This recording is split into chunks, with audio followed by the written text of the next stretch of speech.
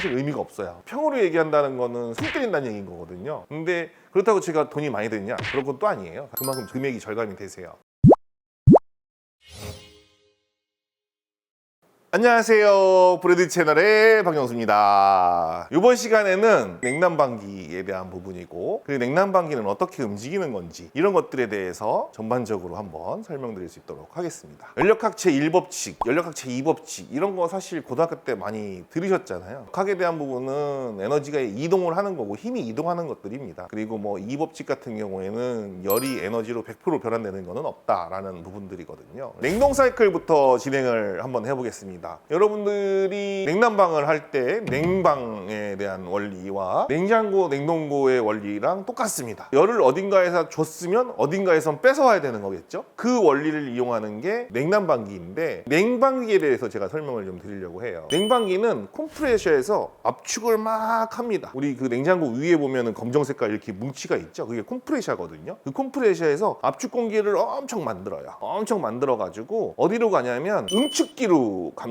응축기에서 어떻게 하냐면, 압축을 많이 했으니까 응축기로 지나갈 때 어떻게 되냐면, 얘가 압축을 하면 열이 높아지죠. 고온으로 올라가고, 응축기 지나갈 때 뒤에서 팬을 돌아서 열을 밖으로 빼내게끔 돼 있어요. 그럼 우리 그 팬 뒤에서 이렇게 만져보면 따뜻한 바람이 나오잖아요. 그런 것처럼 얘가 압축을 엄청 심하게 고압으로 했기 때문에 그 관을 지나가면서 열이 발생된 거를 열을 빼버리는 거예요. 그걸 지나가고 나면 어디로 가냐면 팽창변으로 가요. 팽창변이 뭐냐면 여러분들이 알고 있는 실내기, 왜냐면 미세한 모세관이라고 해서 얇은 관을 지나가고 나면 다시 열을 다 뺏었잖아요. 그럼 그쪽은 차가워진 거예요. 차가워져서 그게 팽창변 쪽을 통해서 여러분들이 냉방을 하거나 냉장을 하거나 냉동을 하거나 이런 용도로 쓴다라고 보시면 될 것 같아요. 그리고 다시 또 서큘레이션이 돼서 증발기 쪽으로 넘어갑니다. 증발기라는 거는 액화되어 있는 거를 다시 이제 증발을 시켜야 다시 또 압축을 할 수 있잖아요. 그렇기 때문에 증발기는 기화되어 있는 것을 또 압축을 하면 다시 고압가스가 액화가 됩니다. 그래서 액화된 게 다시 또 넘어와서 압축을 하고 응축을 하고 팽창을 하면서 계속 이게 도는 게 실제로 냉동 시스템이고 냉방 시스템이다 라고 보시면 돼요. 근데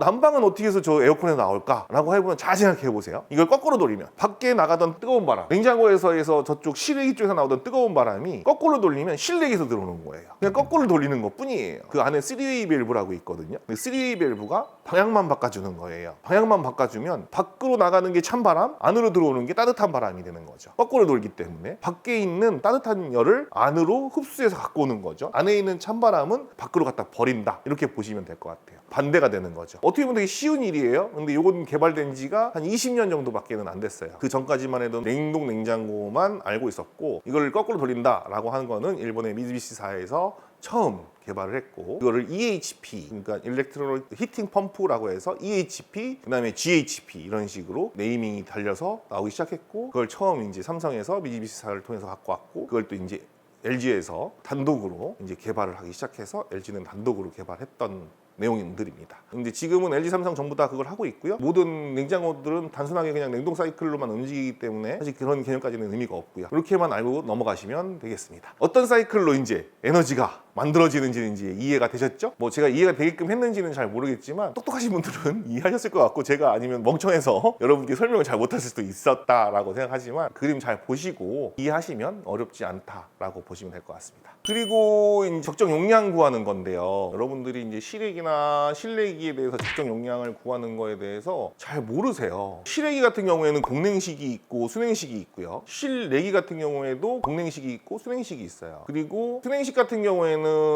사실 잘 쓰질 않습니다. 이게 냉매가 수여야 되는데 그만큼 열효율도 떨어지고 하기 때문에 수냉식을 잘 안 쓰고요. 대부분 실내기 같은 경우에는 액관이 들어와서 가스에 의한 히팅 방식이나 아니면은 냉방 방식으로 진행을 하고요. 실내기에 수냉식, 공냉식이 있다라는 거는 아시는 분들이 꽤 있지만, 실내기에 4웨이, 2웨이, 1웨이 벽걸이 스탠드, 특히 저 천정 매립 고정압 덕트 연결형이 있다라는 거 잘 모르시는 분들도 계세요. 왜냐면 에어컨 때문에 그 넓은 천정에서 에어컨이 뚱뚱뚱뚱 박혀 있으면 좀 못생겼잖아요. 짧은 디퓨저를 통해서 거기서 뜨거운 바람이나 찬바람이 나온다라면 얼마나 천정이 깔끔할까요? 근데 그렇다고 제가 돈이 많이 드냐? 그런 건 또 아니에요. 그렇게 많이 안 들거든요. 제가 하나가 커버할 수 있는 양이 크기 때문에 여러 개의 디퓨저를 덕트를 통해서 이동하는 개념이다라고 보시면 될 것 같아요. 그리고 특히 주방 같은 경우에 업체분들이 거의 대부분 이거 퍼웨이 쓰셔야 됩니다. 그럼 퍼웨이를 쓰시게끔 또 유도를 하고 그 조그만 10병, 12병짜리에서도 퍼웨이, 홀드, 퍼웨이 이렇게 돼 있어요. 근데 저는 그렇게 생각하진 않거든요. 주방은 투웨이여도 충분히 가능하고요. 홀은 좀 손님이 있기 때문에 퍼웨이로 가든가 아니면 투웨이 가시면 그만큼 금액이 절감이 되세요. 아니면 뭐 원웨이로 해서 두 개를 다신다거나 아니면 퍼웨이 하나, 원웨이 하나 이렇게 다신다거나 그거는 다양하게 있기 때문에 업체분들이 퍼웨이를 주장한다고 해서 꼭 퍼웨이를 다실 필요는 없어요. 왜냐하면 퍼웨이든 투웨이든 원웨이든 각각의 열량들이 있거든요. 그 열량에 맞춰서 실외기가 선정된다라고 보시면 돼요. 실외기는 실내기에 의해서 실외기가 선정되는 겁니다. 기본 열량 단위는 마력이라는 단위를 쓰는데 horsepower라고 해서 우리가 말이 끄는 힘, 미국에서 쓰는 양이고 그리고 기본 단위는 킬로칼로리예요. 칼로리를 킬로와트로 바꾸고 킬로와트를 마력으로 바꾸고 이런 식이거든요. 1마력은 0.735킬로와트고 1킬로와트는 860킬로칼로리니까 칼로리 얘기할 때 몇 킬로와트다 이렇게 계산만 해보면 딱딱딱 나오니까 이런 거 참고하셨다가 나중에 킬로칼로리까지 쓰실 거예요? 아니면 몇 평짜리 쓰실 거예요? 대부분 평으로 얘기하시거든요. 근데 평으로 얘기하는 거는 사실 의미가 없어요. 평으로 얘기한다는 거는 손 때린다는 얘기인 거거든요. 그래서 평으로 얘기하는 것보다도 평당 냉방시에는 300에서 350킬로칼로리, 난방시에는 450에서 550킬로칼로리 이렇게 나와 있는데 실내기나 실외기의 옆에 측면에 보시면 냉방식 킬로칼로리 와트, 난방식 킬로칼로리 와트가 이렇게 써 있습니다. 그럼 내가 몇 평이니까 몇 킬로칼로리가 필요하구나, 몇 킬로와트가 필요하구나 이렇게 지금 돼 있기 때문에 제가 업종별로 필요 열량도 다 써놨어요. 참고하셔서 이렇게 적용하시면 되고요. 이렇게 해서 전기하고 급배기, 그 다음에 냉난방기, 냉동기, 냉장고 뭐 이런 부분들에 대해서 이제 쭉 설명을 드렸어요. 다음에는 동선에 대해서 이제 다음 편에 진행을 할 예정이에요.